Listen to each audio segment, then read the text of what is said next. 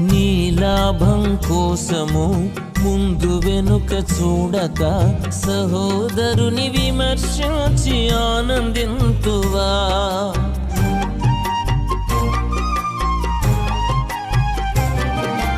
నీ లాభం కోసము ముందు వెనుక చూడక సహోదరుని విమర్శించి ఆనందింతువా?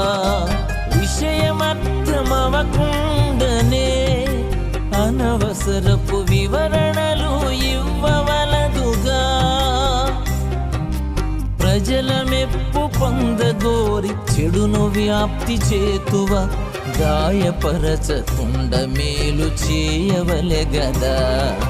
జాలి చూపు యేసు న్యాయవంతుడు, జాలి చూపు యేసు న్యాయవంతుడు.